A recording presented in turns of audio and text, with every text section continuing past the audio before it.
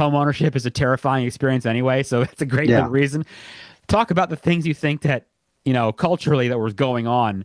What does that impact here? How does that impact this story, this film?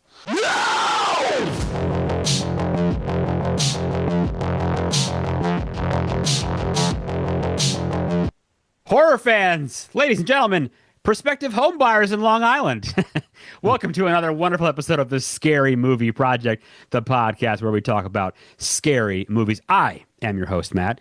I mentioned real estate in Long Island. Well, if you guys know this show, you know there's one piece of real estate in Long Island, New York that we talk about all the time, 112 Ocean Avenue or 114, whatever, in their attempt to tell us it's not there anymore. Anyway, Amityville, folks. We just can't get away from it. It's just the kind of topic that never dies out. So I had a very great email that came to me recently from a writer, and he had written a great book on the Amityville Horror. And he reached out and said, Matt, I would like to talk to you about the Amityville Horror on your show. And I said, well, you've come to the right place. So Dan Cubias is with us today, and he wrote this novel, this about 200-page book. It's great. I read it. I really enjoyed it. It's got basically a great kind of flow to it with a review of the film while talking about different aspects as far as the fear of home ownership and religion, and we're going to get into all of it. So, Dan, thank you first for reaching out. Thank you for getting me to read this, and thank you for coming on. And why don't you tell everybody about this great book and how this came about and how you ended up writing this? Yeah, well, thank you for having me on the show.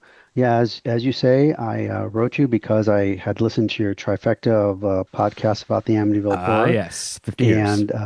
And I had written this book, just came out, got published around Halloween.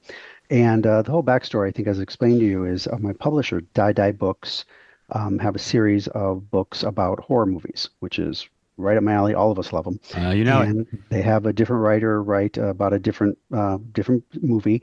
And I picked the Amityville Horror. I pitched them the idea of writing about that.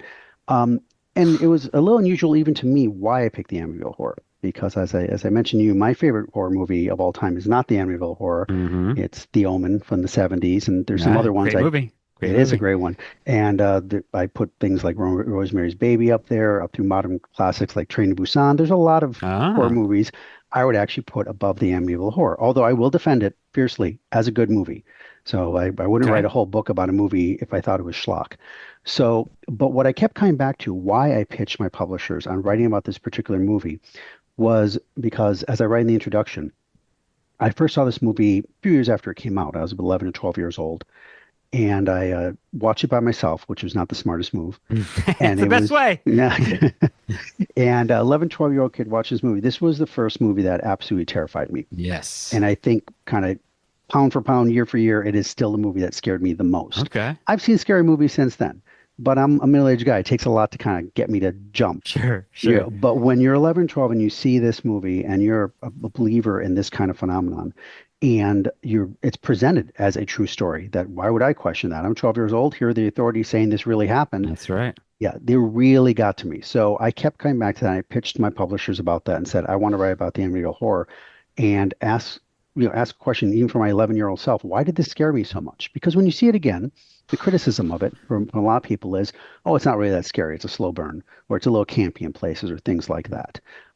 One chief reason it's scary, first off, I think it's a well-done haunted house movie. I think it holds up fairly well. There are obviously elements from the 70s that don't hold up quite as well. But I think it holds up fairly well, even if you're a jaded horror movie aficionado, you never seen it before. But I think the thing that stuck with me and stuck with a lot of people at the time is that it is presented as a true story. And we know this, you've talked about this, there were real-life murders in that house. Yes, there were. The Lutzes were in there and ran out, leaving all their possessions behind a month later. It is presented as that this is a scary story that happened. And the way the movie not just was marketed, but presented was that this is a true story. As much as I may love something like Train to Busan, I'm pretty sure that didn't happen. No. There's always this veneer of zombies haven't come yet. Not yet. Yeah. Not yet. Not yet. So there's always that veneer that we have, okay, this didn't actually happen. I can calm down. But when you're watching a movie like this that you think, hey, either it didn't happen or maybe it did happen, could have happened, that definitely gets under your skin a lot more. And that's one thing I wanted to explore in the book. Okay. Very good. So I know I've gone on record as saying I actually think I like the remake, the 2005, better than the original. It's heresy. But But I know, you know what? But there are parts that I do enjoy, and like you, it was the movie you see when you're a kid, and it does scare you. And Yeah. I remember reading the book when I was like a teenager, and that book freaked me out for sure. Oh yeah, That definitely. book freaked me out, and that was this is such just an amazing story. Now let me, I guess you basically answered, I suppose, but there is so much about this book and or this story, and so many people have written it. And it's been done to death, and I guess the question is, why would you write this? But I mean, you basically said it. It was such a film that impacted you so much that you had to kind of use it to, to get it out there. You had to write about this because you felt so strong about it. Yeah. Yeah, well, and I think it also, and maybe it's a bit of a stretch, but I don't think that much. It also relates to our current era because we're talking about what's true, what's not true, what's a fact, what's a Sure. misinformation. That's We true. have in the late 70s when this movie came out, when they presented it as a fact, you didn't really have a lot of fact checking you could do. What am I going to do? Run the network television and ask them, hey, did you look Mm, at this? You couldn't exactly. really do that. Now we can verify our sources and look at things, and yet we don't seem to be much better at being able to tell the truth from fiction, being able to establish what actually is a fact. I mean, if you're online for more than 10 minutes, you're going to get in a political argument with someone who insists that 2 plus 2 equals 9, regardless of where Sure. you are in the political spectrum. That is just going to happen. So I find this interesting that is still so difficult for humans to figure out what's real and what's not real. And in this Mm, particular story, to a certain extent, we'll never know because hmm the Lutzes have passed on. The children from the story are still alive, have their own opinion about what happened, but we cannot say with a 100% definitive certainty what actually happened in the house. I'm not even getting to the big questions: was it haunted or not? But mm, what was their lifestyle like? Because we have differing viewpoints of what happened, and the movie presents a very concrete version of that. And when you're watching it and you believe it, it makes it resonate more with you. The story, the horror story, resonates more with you. The story resonates with you. The characters and a lot of themes do. There's a big part of the book, a big part of the movie that I write in the book, and we might be a little more distant from this now, but I think, again, I think it's still relevant. This was the first time in American history where religion was starting to be yeah. questioned. Sure. If you go back to even horror movies, if the guy held up a cross in front of a vampire, that was going to work every time. Yeah. Yeah. In the original War of the Worlds from the 50s, where the Martians, I don't think I'm giving anything away, the Martians are going to die here, but a lot of Right. people don't remember the the last humans have gathered together in a church and they're literally singing to God and praying to God to protect them. And moments later, hmm those Martians hmm drop dead. Yeah. So the way religion was presented up to this point was, if you have enough faith and you fight the good fight, God will take care of you. And this movie, we have the character Father Delaney, and to be blunt about it, he gets his ass kicked. Yeah. He's unquestionably a man of God, and he's in there fighting, and it does not work out well for him. No, that And doesn't. you had movies like The Omen and like Rosemary's Baby who said, "Hey, maybe religion's not as strong as you think it is." And I think that was a big part of that era. The movie reflected that and reflects to this day where we have different views of religion now and different kinds of religions. We're no longer 100% a Hmm Christian nation. That we have a lot of questions about. I mean, the big questions. Why are we here? Is there something after this? And in its own small way, I think this movie addressed those kind of things, which is, can you put all your faith in real organized religions? Can you put all your faith in an all-powerful God? Should you be really terrified about Satan or his minions coming after you? Or is Yeah. this even real? Yeah, so there's Mhm. a lot of things to digest there from what is kind of a simple ghost story. It's much more than that. So that's a good point about two things. I think one is you mentioned about religion. This is 1979, right? So 1979, this yes. is post Exorcist. So this is Yes. after everyone has seen vomiting and crucifix Mm, masturbations and things like right. that. So yeah, that's just blown wide open. And then I like you talked about facts and truth and whatever. Because the beginning of your book, I mean, it kicks off with us talking about the thunderstorm and all, some factual inaccuracies that are Hmm. kind of littered throughout this film, right? Right. Right. Because the opening sequence of the movie, if you haven't seen it or if you have, you remember, is quite terrifying. It's a rampaging thunderstorm. All of a sudden, Yep. there's gunshots that are going off in Yep. those iconic quarter window, Yeah. quarter moon. It's that's what got my attention Oh when I was yeah. 11, 12. I'm like, holy son, Yeah. whoa. I know. Yeah. And of course, people were actually murdered. So Yes. Yes, they were. that's something that is a complete undeniable. That lends such veracity to it. Um, So now I got off on a tangent there. I have to reel myself back in. When we're talking about facts, what was the original point I wanted to make there? If I could bring it back. I was just saying how you mentioned in the book there's a couple of parts to the film how there's just inaccuracies of what happened um, in some of the scenes as opposed to what Right, actually did happen right. or was reported to have happened. Thank you. I get a little too passionate sometimes about these things. I love it. Me But too. Go for it. It's yeah, okay. so but the rampaging thunderstorm sticks in your head. And in Yeah, reality, I think as people pointing out, there was no thunderstorm. There was I don't barely any believe so. No, snow. no. Yeah, it was a very quiet night. Mid-November, nothing was Yeah. really happening. Yeah. Yeah, nothing was really happening. But if you're making a movie, yeah, you put a thunderstorm in, Oh, you know? yeah. Of And course. I think also for viewers, now again, we know this as film viewers, as horror viewers, if something that's based on a true story, we know they're going to fudge a few facts. We know they're going to amp up the tension. I think that was less. I can't vouch for this because I was a kid in the 70s, but I think when the olden days, I guess we'll say back then, The olden days. There you go. yeah, when people watch movies, they're like, well, this is mostly what happened. You don't realize the extent to which people change things, to print the legend. And that's part of you want to say we're a little more cynical or we're a little more wise now that we're aware of these kinds of things. And yet, even when they change the stories, we still kind of go along with it. You mentioned the remake. The Mhm. remake is definitely a much faster paced movie. It's a Yeah. much more, I guess, entertaining movie. A lot more goes on, which is Yeah. much creepy. It gets farther and farther away from what the actual story is, which leads to complications, though, because what is the story? Because we have a few facts. Then Jay Anson, who wrote the book, which I read also as you as a teenager, years after I saw the movie, Yeah. that is riddled with inconsistencies Hmm. and Hmm. factual problems. And then they made a movie that they knowingly changed, made Hmm. it so more inconsistency problems. And then by the time you get to Ryan Reynolds one, you have a remake of a story that was adapted from a book that it was itself very full of inconsistencies. So Gone through so many different. right, Yeah. what actually happened? But yet at the same time, we keep coming back to, but this really happened. Even though almost everything I'm showing you did not happen, I'm going to tell you it really happened. And I find that really interesting. Kind of, it's almost like bald-faced lying, but it's not because I think they're kind of the filmmakers at least were relying on that concept of emotional truth, which is okay, maybe this didn't happen exactly this way, but it happened. But a lot of Mhm. it didn't. In fact, the vast majority didn't actually happen. And that is a lot of the horror you have when you see this movie. If you believe it, at the time when I first saw it, when I was a kid and I was raised Catholic, to me this might as well have been a documentary Oh because yeah. yeah, again going back to The Exorcist and things like in Rosemary Bay, I was like, oh yeah, this is definitely going to happen. Hmm. And soon after this movie came out, I don't think it was a coincidence in the early '80s, and people who are younger than me might not remember this. We had something called a Satanic Panic. Yeah. There, yeah, Oh yeah. yeah, and it Oh was yeah. right there on the news, presented as Yes. fact. The cults are everywhere. Heavy The girl, metal made my son kill everybody. Yeah. yeah, Yeah. yeah, they're eating babies and they're Yeah. doing all Right. kinds of stuff. And this wasn't just urban legends. I mean, these are things No, it presented on is. news stories, Yes, it and was. this is things that people believed. And I don't think there was much of a gap between people who believed that the Lutzes were chased by demons through their house and people who said there's cult coming knocking on my door right now.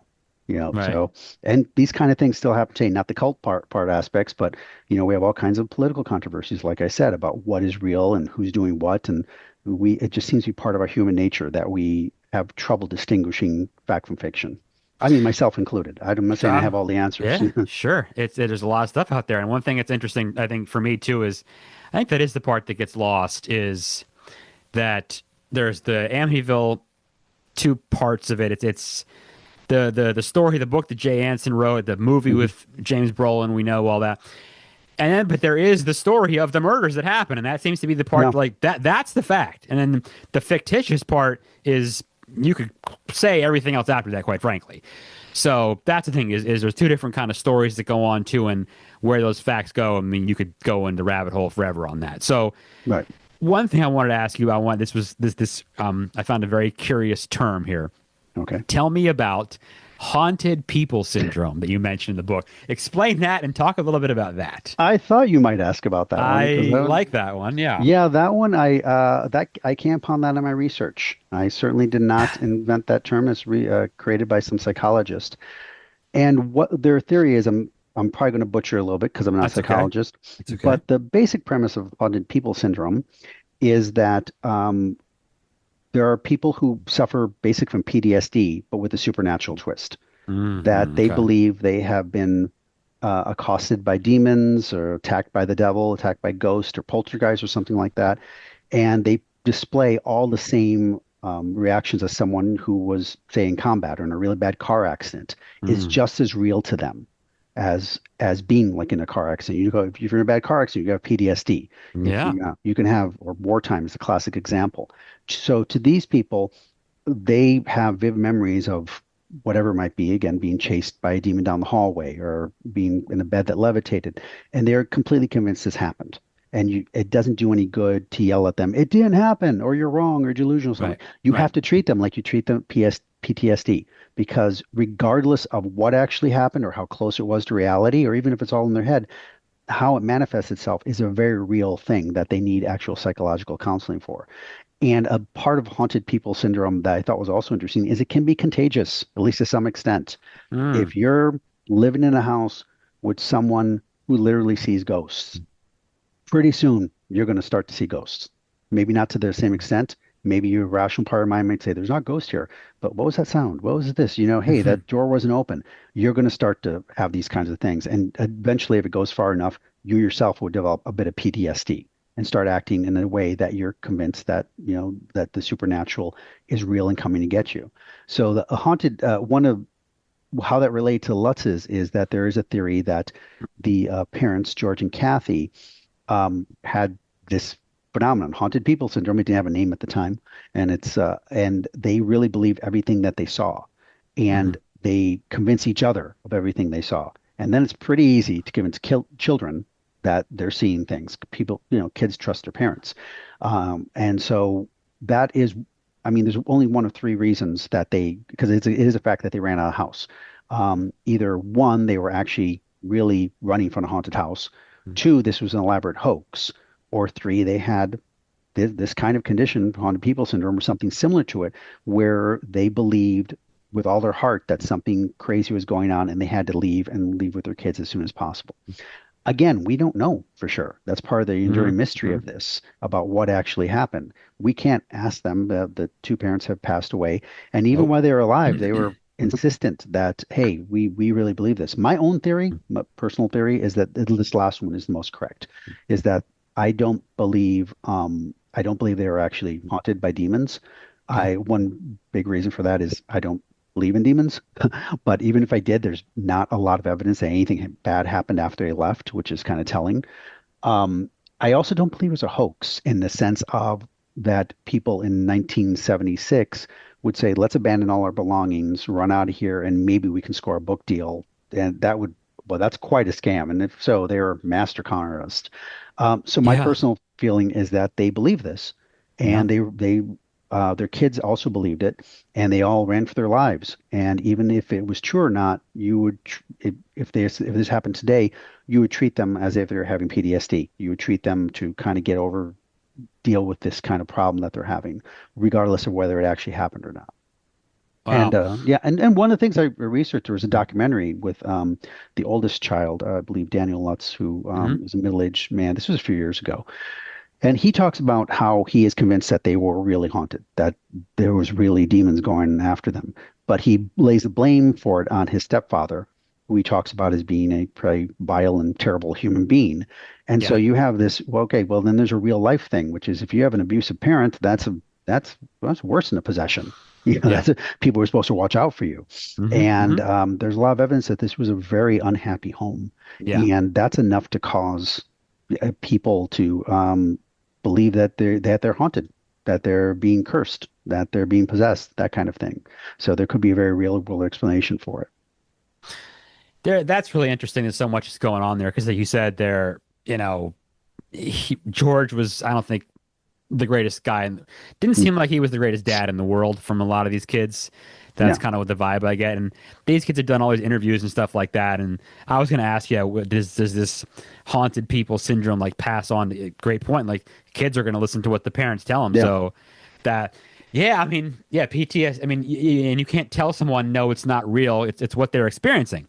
and Yeah. that's just how they feel. And you can't, oh, that's silly. Don't worry about that. Like that doesn't work like that.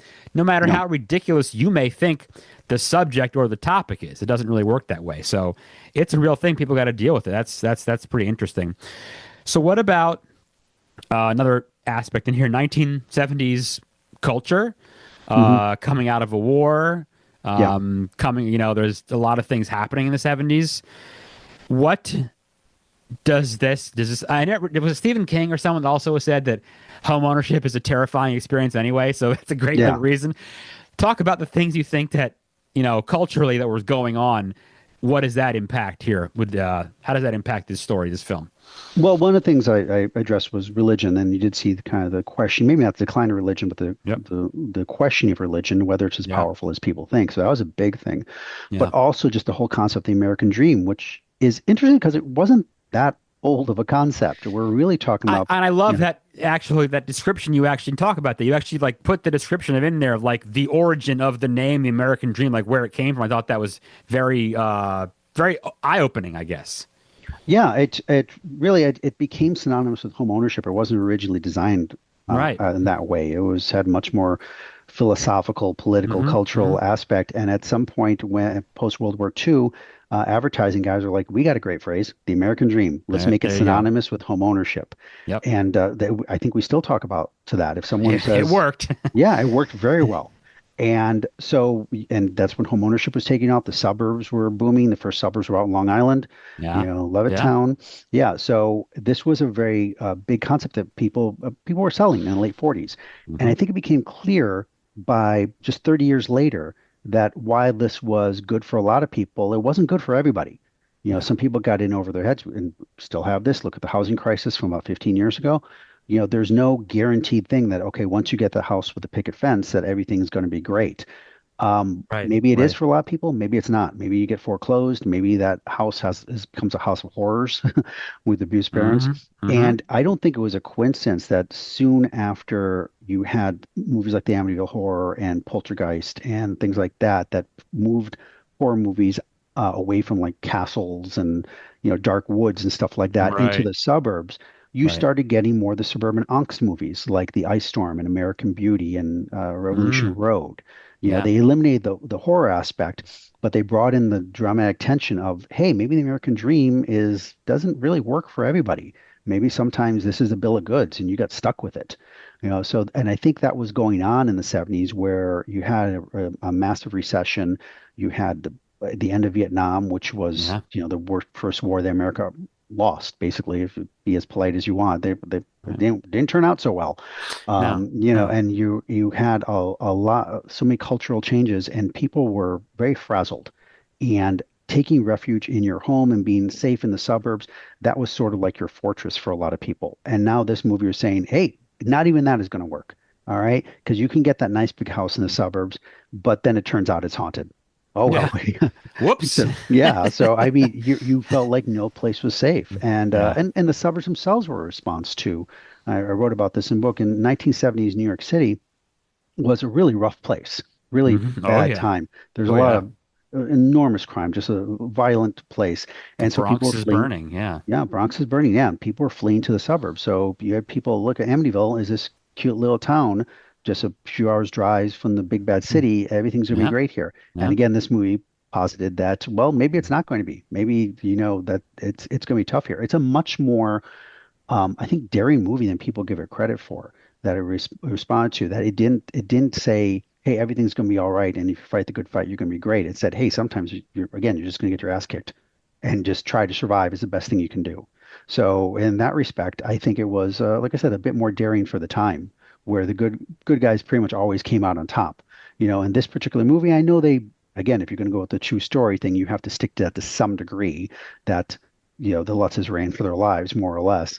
Mm. But especially with the case of Father Delaney, how he suffers throughout this movie, that's a conscious choice. That's an artistic choice. It's not even in the book, Right. really.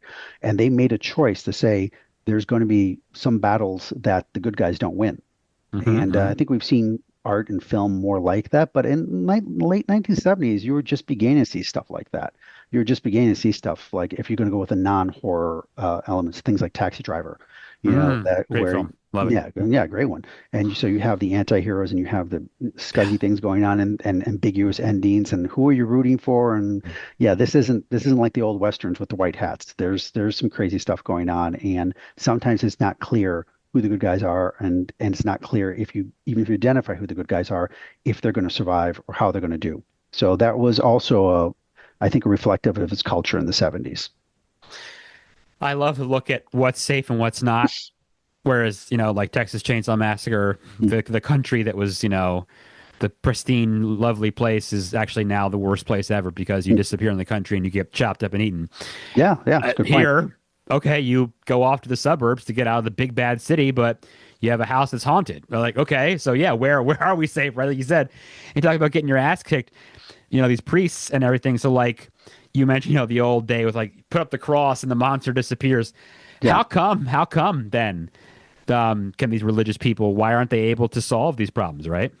Yeah, I think it's because you were seeing for the first time American culture that people were seeing that it wasn't working in the 70s. Because Yeah. again, going back to Vietnam, you had Watergate, you had an economic crisis, and people were wondering, hey, I've been playing by the rules and everything's going, and but why isn't everything working out great?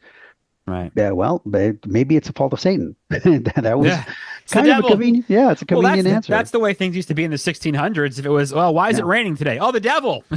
That's how the witch trials pretty much worked it. Oh, you yeah. did this, my crop didn't. Well, the devil. Yeah, and and it's also interesting because the movie, especially the remake, I think leaned into this with the whole devil worship thing. Yeah. Yeah, and so they had this, and what I thought was funny from the film perspective, and also from Jay Anson's book, is there's no evidence that there was devil worshippers in that part of Long Island Uh, doing anything Catch him, nefarious. Jack, Right, catch him, Jack right? The Ketchum, whole, yeah. yeah. He's, as far as you know, he's some guy from the 1600s that they slandered, Hmm. But I Right. think it is also trying to lay the roots of that and say, okay, well, this must be because of bad mojo. It's also a concept for a movie that's actually very Christian. It takes a Hmm. Christian point of view with the priest and everything like Hmm. that. And Yeah. saying there's also an element of karma in there, a Buddhist principle, which is, well, what are you going to do here? I mean, devil worshippers were cutting things up in your basement, and now you can't shake it. So, but again, there is no evidence that that was jacked up for the movie. I mean, for the book, and the movie made that even bigger. Because and that relates to the scene that really got me when I saw it, and I think a lot of people when I was a kid. The intro, of course, we talked about that with the Hmm. gunshots Hmm. going off, very freaky and really happened. The scene that didn't happen but freaked me out the most was the Red Room scene, where Yeah. if you Yeah. remember they knocked down the bricks, and the woman who's psychic, Carolyn, I believe is the character's name, Yeah. she starts freaking out and screaming. And she has that line, "This is the doorway to hell, cover it." Yeah. And again, Right. it's still freaky if you watch that now. But Sure. especially if you have what I had at the time, a Catholic background, it's really freaky because you're like, okay, again, hell is not just a concept, it's a real place. And there's an entrance to it in Long Island. Yeah. It's like Right. maybe we should cover that. Let's just we Yeah. bulldoze a house or something. It made it feel very real that this is a concrete thing that's going on. This is a very real, tangible thing. It's like going to Delaware or something. It's right Right. there on the map. You can Yeah. see it. Yeah. So again, that's something that was very much made up for the movie because in real life it was just a red painted basement. But the Yeah. There was filmmakers, nothing. Yeah. yeah, the filmmakers decided to go with something that would be really memorable and really amp up the drama. And in that respect, they absolutely succeeded because Oh, big yeah, time. yeah, that definitely got my attention. But there was so much going on in that era, and I think you still see that. I mean, we have a lot of people. Again, I don't want to get too much into, I don't want to get into a political thing here, but there's a big political thing about religion right now. About does religion have all the answers? Does religion not have the answers? That people, it goes into their being about how they view where we are as a country right now. And is it a divine plan or not a divine plan? And who's got the answers and who's lying about this? So these things have not gone away. And I think we're also seeing a time right now. Maybe it's not, you can't really judge your time when you're in it. But I think Mhm. we can all say, again, regardless of political affiliation, these are very interesting times. And I have to wonder in later years if they're going to look at this era the same way they look at the 70s, where they talked about Vietnam and Watergate and economic malaise and things that we mentioned. Are they Yeah. going to look back and they're going to say, oh, remember the 20s with COVID Yeah. and Oh, and yeah. and riots and Our, things like our that. our history has yet to be written, right? Yeah. Right, right. But there's a similar feeling of disenchantment. I mean, because there's definitely, I haven't seen a recent survey I said that I saw was it's one of the highest percentages in recent years where Americans believe the country's on the wrong track. And Mm, so when people believe things are on the wrong track, they're going to start to believe things that may or may not be true, because they're looking yeah. for an answer. So in that respect, the movie still speaks to us, even though the era is completely different. And that certainly Right. wasn't their intention. When they made a movie, they wanted to make a good haunted house movie, which it did. But I would say that, like all art forms, if a horror movie is really good, it will hit upon some themes that will resonate Sure. years later. For sure. It Oh, does both things. It gives you a snapshot of when it was made, and it will also mm, say, hey, that still applies today. What they're talking about here, or even they're not overtly talking about this, but whether or not this really happened and how people interpret it, that still applies today about how we're trying to approach our lives and approach our country. So I like what you say about the snapshot. I feel that way about The Crow. I love The Crow so much, and it is such a movie from 1994, right? But yeah, it still works. It's great forever anyway. But so put yourself in like 1980, right? And you now you've yeah, and you're a church or religion, or you've got the Amityville Horror, you had The Omen, and you had The Exorcist and Rosemary to an extent. yeah. This religious horror thing is not making these it's got this real hold and it's real thing going on now, and it's like a real theme in these movies, and Right. it's kind of interesting too. So I think about talking about suburbia too. What about like a suburban horror? Because you get Amityville Horror, then in Hmm. 1880, what two you get Poltergeist, right? Poltergeist, yeah. And you think about these like movies that are set in the houses, and I I think would of I would say a Nightmare on Elm Street franchise. you got Nightmare Yeah, on 84. There yeah, you go. So think about that, and you got kind of this whole idea of also like these, Indian burial right. grounds kind of thing, and this like guilt. Where I've heard of people talk about the guilt of killing off indigenous people, and it just this whole. I don't want to go too far into this, but I Yeah. wonder did Amityville start any suburban or here you go, People Under the Stairs. How great is that movie? I Hmm. love that movie. What do you think about Amityville's role of being a creator of any sort of suburban horror? I don't know. What do you think? I think it was definitely an originator. I can't think of a movie that presented the suburbs as a terrifying There you go. supernatural place before Amityville, and it did Oh, create the trope. The trope of the Indian burial ground was pretty much created by this movie. there That you is go. not one of its good legacies, by the way, because No, first off, not true. It didn't happen, and there is no. a veneer of bigotry there, which Oh yeah. says, well, what's happening here? This was really the fault of those pesky Native Americans. If they Right. hadn't have done that, we'd all be okay, Hmm. and it's also the whole thing of the exotic other, which is they have these supernatural properties that we can't figure out, and that's why we had to conquer them. It was, you can get into a whole book about the Indian burial ground and Indian tropes, and they're a different aspect of this that they did not put in Amityville Horror, but the whole magical black man is a big thing, Hmm. and Yeah. and I'm Latino, and I see a lot of horror movies where you have the very supernatural bruja. You have the Latino or who's very supernatural and cowardly and is freaking out, and all the white people are saying, "What's your problem?" So there's definitely some racial tropes that are used there, and this particular one, the Amityville one, kind of invented the idea of the Native American burial ground. And yeah, sorry, it's a bit bigoted. It really is because it Uh, it does assign ultimate blame, almost original sin, to yeah. the people who were there who did some bad things, and now the white homeowners who moved in are suffering a lot of the consequences. That's right. Almost implying in a weird kind of way that DeFeo's that wasn't his fault. It was those Indian spirits that got to him. So Saying there's saying he says how the pair of black hands handed him a shotgun and like all yeah. these. Yeah. Yeah. Yeah. Like, right. Yeah, it's so there's things like that, and people will say, "Oh, don't look that deeply into it." And I think you should look deeply into I things. I agree. mean, Yeah. you can go with the surface level and things like that. This is a freaky horror movie, and I loved it. That's great. Sure. And leave it But alone. Yeah. yeah, yeah. But if something is going to take repeated viewings or analysis or something like that, let's dig into it. Let's talk about what it means.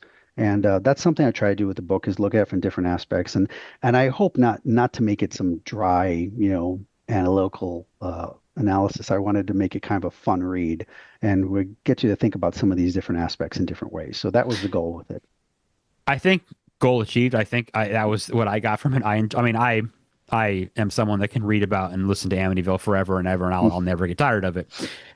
So when you're done with this and you finished it, and was this what you wanted? Now, for me, when I've researched something so deeply, at the end, I'm not tired of it or bored of it, but I need like a break from it, kind of, I guess. But Yeah.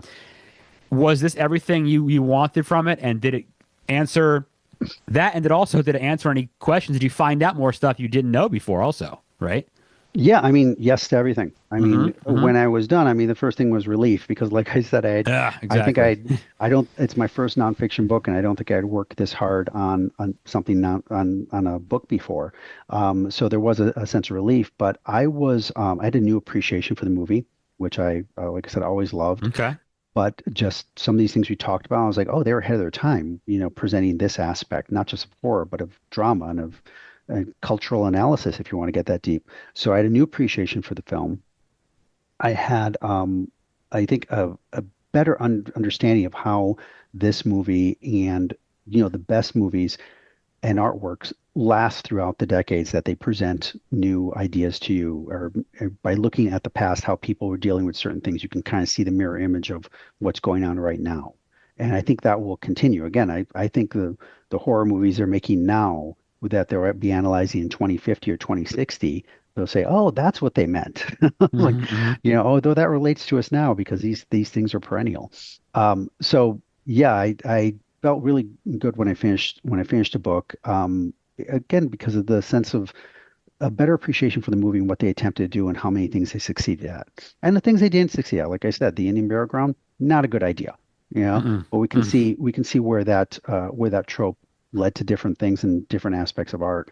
And people get on it again. You brought up Stephen King. One thing I had in research is that he kind of wrote it off as a bit schlocky, and other people have said it's a little schlocky. And I've said, and I admit it's a little dated in things. I holds up better than people say. But even he had some praise for it. And one, I believe he said it's a metaphor for the financial wrecking ball of home ownership, that Right. kind of thing, because it is about that. And it's interesting because again, when they made the movie, I don't think the director and screenwriter sat down and said, okay, let's make a metaphor about home ownership. I mean, Right. Right. yeah, Right. these kind of things come up if you're doing a good job. And so I developed a new appreciation for it and for the film in particular and for a lot of just the artwork from that era. And that's from my childhood. That's my earliest, a lot of stuff I still haven't seen from that era. I've gotten a kick now. My wife and I are watching a lot of 1970s thrillers that Okay. I never saw before. And I'm like, these are pretty good. These are but I'm also like, what a paranoid time. What are you guys watching? What are you watching? The Parallax View. We just Okay. saw that one. That's Okay. a good political intriguing, like you see Uh-huh. the birth of the conspiracy thriller, by the way, Yeah. that then led to, I think, the 1990s with the X-Files, Okay. that the government is hiding more, to now That's where right. where That's people are right. like marching in the street saying the government is hiding more. So again, They're hiding it this all. yeah, so again, this comes down to a lot of our modern society comes from circa the 1970s. So when I arrived on the scene. So There you go. yeah, it's all So starts with me. that's it. Yeah. So horror films owe quite a bit to this movie, you would say, Oh yeah? yeah, yeah. In a specific way, any American haunted house movie owes a lot to the Amityville Horror.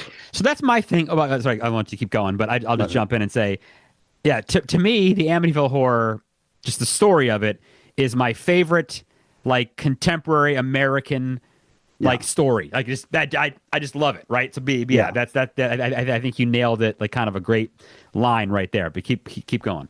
Well, I was just going to say that if you're going to do for example, I thought a great American haunted house story from a few years ago, Mike Flanagan's Haunting of Hill House, I thought was Yo, great. the series, the Netflix The series or series, whatever. yeah, the Wow. Right. series, yeah, yeah, Right. and but you can also see maybe not overtly, he doesn't have a pig with red eyes in it, Hmm. but there are certain elements that where I'm like, that's kind of like the Amityville Horror, isn't it? Because even if he intentionally meant that, it's sort of like saying if you're in a rock band, you know who the Beatles are, even if you don't like the Beatles, they have influenced I you. like that. Yeah, Yeah. so if you're making a haunted house, Subconsciously or not, you just yeah, like, yeah, it's in yeah. it because they also influenced your influences. That's The right. people, yeah. So That's same right. thing. If you're making a haunted house story, I don't care if you like the Amityville Horror. If you've never even seen it, it influenced you. because it is just that powerful. It is the Beatles of haunted house American. That's the Beatles of haunted houses. I like that. I'm going to use that. That's Yeah, really good because no, you're right. That is a thing where we don't even know it, but when we compare a haunted house movie, it just the comparison is to Amityville because that is just the original. Like that is the one. You yeah, mentioned Haunting of, I mean, the original House on Haunted Hill, right? The old '60s film. yeah. That was like the haunted house movie, like originally, I guess. But It's still a big Gothic you're mansion, right. you know. The Gothic It's Manor. Yeah. right. It's different when it's that different when like this is on a quiet suburban street, you know. So I think that was a brand new thing, and you're still seeing takeoffs on that. You're still seeing a horror movie I just saw recently, and it's not really a haunted house movie, but it definitely had that suburban vibe. Was Weapons, which I thought was really good. Yeah, Yeah. Yeah. you know, it opens all these kids are opening the suburban door and they're running out into the middle of the night. Look, scary things happening in the suburbs. Where did that come from? Came from the Sure. Amityville Horror. Yeah, There you go. so That's it. There you go. Yeah, suburbia is not this.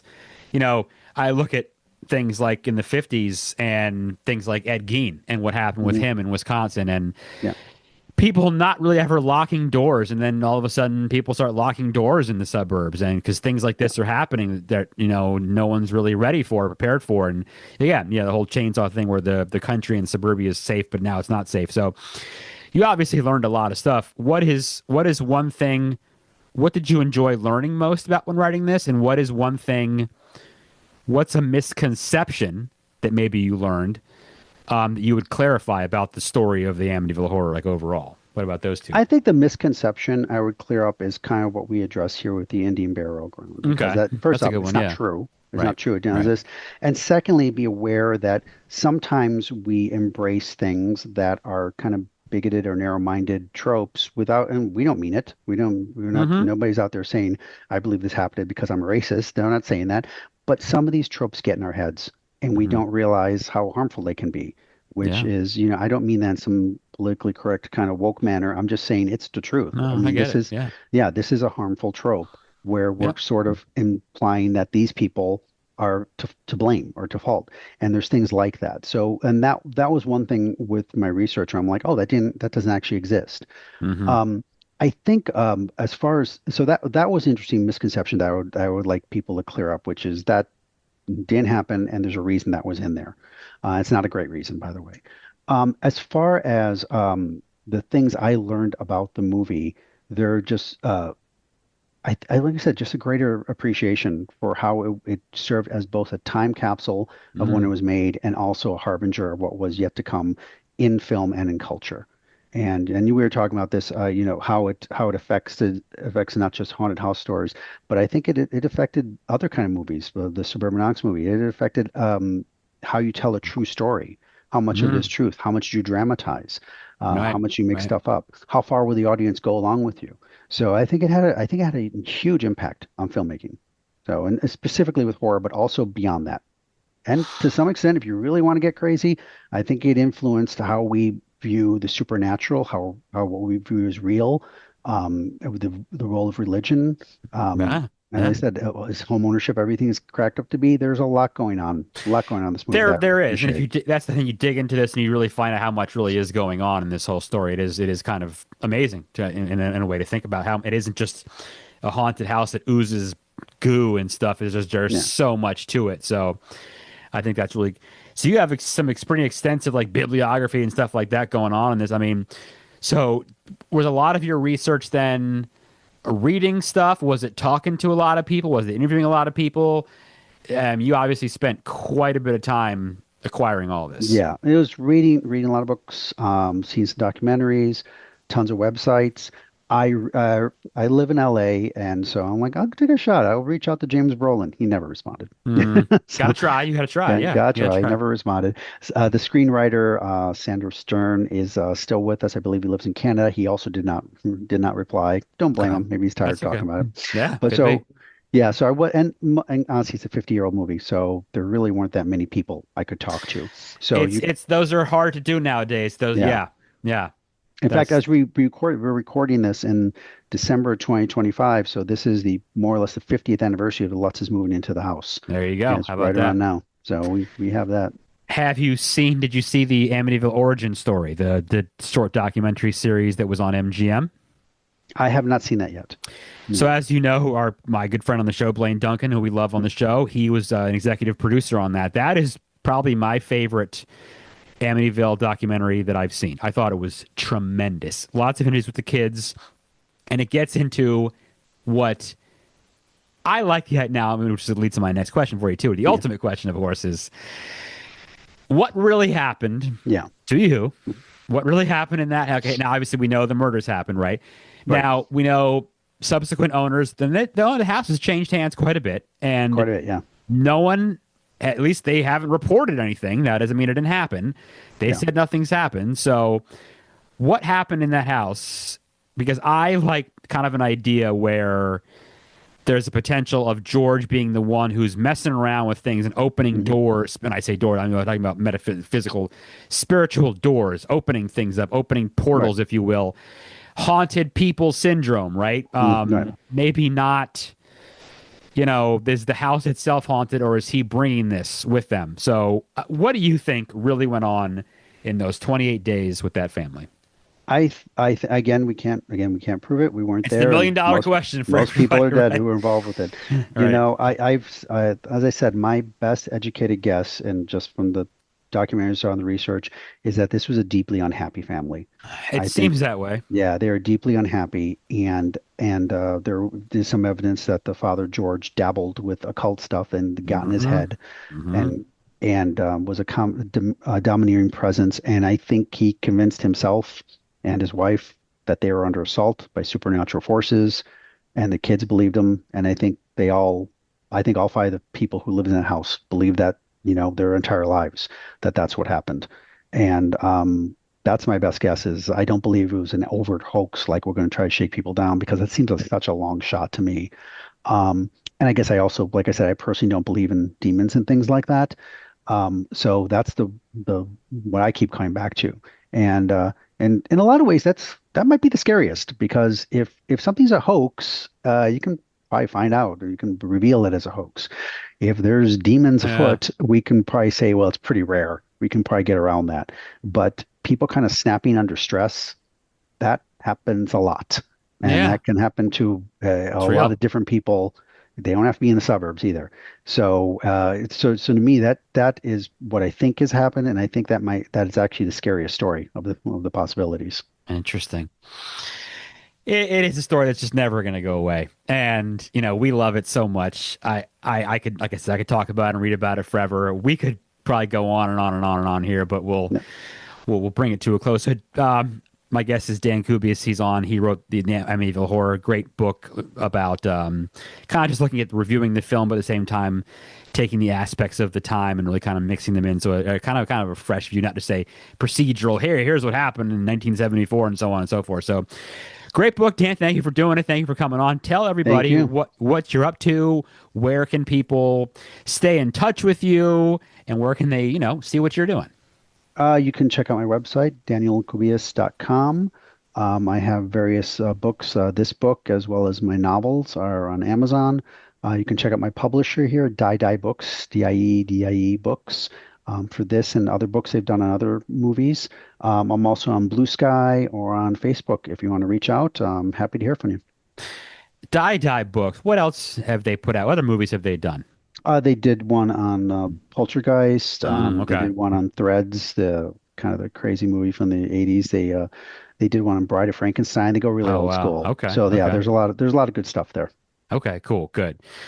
Well, you guys know where to find us. Go to thescarymovieproject.com, which is a website.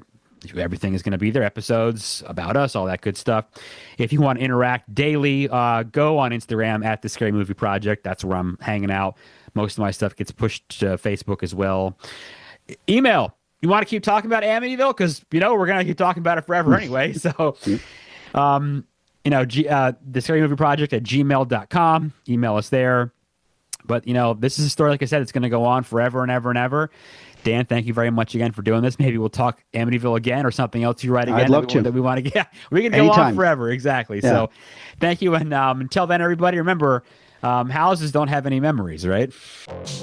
The Scary Movie Project podcast. Learn more at thescarymovieproject.com.